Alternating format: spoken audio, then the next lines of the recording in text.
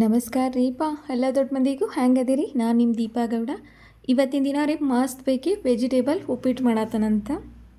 ಹಾಂ ರೀ, ಫಸ್ಟ್ ಒಂದು ಕಡಾಯಿ ಕಾಯಕ್ಕಿಟ್ಟಿದ್ದೇನೆ ರೀ. ಅದಕ್ಕೆ ಸ್ವಲ್ಪ ಎಣ್ಣೆ ಹಾಕಿ ಕಡಲೆಬೇಳೆ ಮತ್ತು ಉದ್ದಿನಬೇಳೆ ಎರಡೂ ನಾ ಇಲ್ಲೇ ಸ್ವಲ್ಪ ಹುರ್ಕೊಂಬಂದು ಬಿಡತ್ತೇನೆ ರೀ. ಎಣ್ಣೆ ಒಂಚೂರು ಜಾಸ್ತಿನೇ ಇರಲಿ ರೀ, ಯಾಕಂದ್ರೆ ಉಪ್ಪಿಟ್ಟಿಗೆ ಒಂಚೂರು ಎಣ್ಣೆ ಹೌದೋ ಅಲ್ಲ ಸ್ವಲ್ಪ ಹೆಚ್ಚಾದಂದ್ರೆ ಟೇಸ್ಟಾಗಿ ಕೊಟ್ಬಿಡ್ತೈತೆ ರೀ.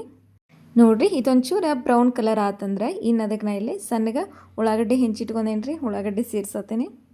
ಇಲ್ಲಿ ನೋಡಿರಿ, ಸ್ವಲ್ಪ ಬ್ರೌನ್ ಕಲರ್ ಬರೋವರೆಗೂ ಹುರ್ಕೊಂಬಂದ್ಬಿಡೋಣಂತ. ಇನ್ನು ಹಸಿ ಬಟಾಣಿ ಕಾಳಿತ್ತು ರೀ, ಅದನ್ನು ಸೇರ್ಸತ್ತೇನೆ.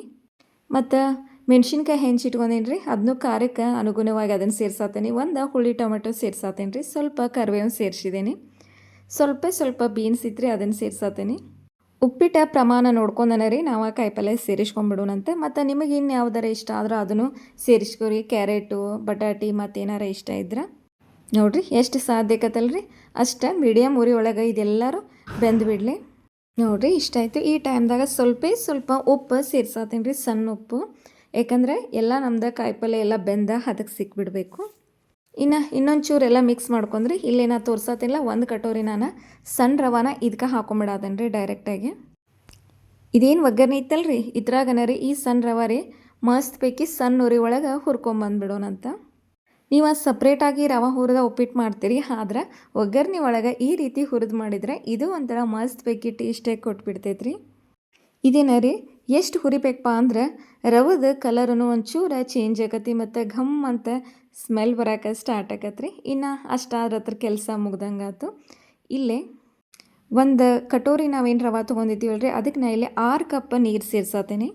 ಯಾಕಂದ್ರೆ ನಾವು ಉಪ್ಪಿಟ್ಟು ಒಂಚೂರು ಸಾಫ್ಟಾಗೇನೆ ತಿಂತೇವೆ ಸಣ್ಣ ರವದ್ದ. ಉಟ್ಟು ರವದ್ದ ಉಪ್ಪಿಟ್ಟು ಮಾಡಿದ್ರೆ ಒಂಚೂರು ಉದುರಾಗಿದ್ರೆ ನಡಿತೈತಿ. ಸಣ್ಣ ರವದ್ದಾರ ಒಂಚೂರು ಸಾಫ್ಟ್ ಇದ್ರೆ ಟೇಸ್ಟ ಮಸ್ತ್ ಕೊಡ್ತೈತೆ ರೀ. ಕೈ ಬಿಡ್ಲಾರ್ದಂಗೆ ರೀ ಮಸ್ತ್ ಪೈಕಿ ಮಿಕ್ಸ್ ಕೊಟ್ಬಿಡೋನು. ಸಣ್ಣ ರವೆ ಆಗಿದ್ದರಿಂದ ರೀ ಸ್ವಲ್ಪ ಗಂಟಕತಿ. ಇದೆಲ್ಲ ರೀ ಪೂರ್ತಿ ಕುದಿ ಎತ್ತಿ ಒಂಚೂರು ನೀರೆಲ್ಲ ಅಟ್ಟಿಸ್ತಂದ್ರೆ ಗ್ಯಾಸ್ ಸಣ್ಣ ಇಟ್ಟಿವಂದ್ರೆ ಬರೋಬ್ಬರಿ ಅಳತೆಗೆ ಸಿಕ್ಬಿಡ್ತದೆ ರೀ. ಉಪ್ಪಂತಿ ಆಲ್ರೆಡಿ ಹಾಕಿದ್ವಿ. ಸ್ವಲ್ಪ ಸಕ್ಕರೆ ಸೇರಿಸಿದೇನೆ ರೀ. ಟೇಸ್ಟ್ ಇಟ್ರೆ ಈಗ ನೋಡ್ಕೊಂಬಿಡೋನು. ಏನು ಹೆಚ್ಚರ ಕಮ್ಮರ ಆಗಿದ್ರೆ ಮತ್ತು ಸೇರ್ಸಾಕೆ ನಡೀತೈತಿ. ನಂದು ಇನ್ನೊಂದು ಚೂರು ಸಣ್ಣ ಉಪ್ಪು ಕಡಿಮೆ ಅನ್ನಿಸ್ತ್ರಿ, ಅದಕ್ಕೆ ಇನ್ನೊಂದು ಚೂರು ಸೇರ್ಸಾತೀನಿ. ನೋಡಿರಿ ಕೈ ಬಿಡ್ಲಾರ್ದಂಗೆ ಹೊಳ್ಸಾಡಿದ್ರೆ ಗಂಟಾಗೋದಿಲ್ಲ. ನೋಡಿರಿ ನೀರೆಲ್ಲ ಕಮ್ಮಿಯಾಗಿ ಈ ರೀತಿ ನಮಗೆ ಕುದಿ ಹೆತ್ತಂದ್ರೆ ಇನ್ನು ಬಾಯಿ ಮುಚ್ಚಿ ಸಣ್ಣಗೆ ಇಟ್ಬಿಡೋಣಂತ. ಇನ್ನು ಒಂದು 2 ನಿಮಿಷ ರೀ ಇಟ್ಟ ಬಾಯಿ ತೆಗೆದು ನೋಡಿದರೆ ಇಷ್ಟು ಅಳತಿಗೆ ಸಿಕ್ಕಿತ್ತು.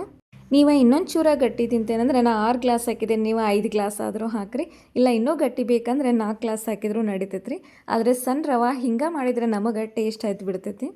ಅವರವರ ಟೇಸ್ಟಿನಿಗೆ ಅನುಗುಣವಾಗಿ ಮಾಡ್ಕೊಂಡು ತಿನ್ನೋಣಂತೆ. ಇವತ್ತಿಂದ ನಂದು ವೆಜಿಟೇಬಲ್ ಉಪ್ಪಿಟ್ಟು ನಿಮಗೆ ಇಷ್ಟ ಆದರೆ ಲೈಕ್ ಮಾಡಿರಿ, ಶೇರ್ ಮಾಡಿರಿ, ಚಾನಲ್ನ ಸಬ್ಸ್ಕ್ರೈಬ್ ಮಾಡಿರಪ್ಪ. ಇನ್ನೊಂದು ವಿಡಿಯೋದಾಗ ಮತ್ತೆ ಸಿಗ್ತೇನೆ ರೀ.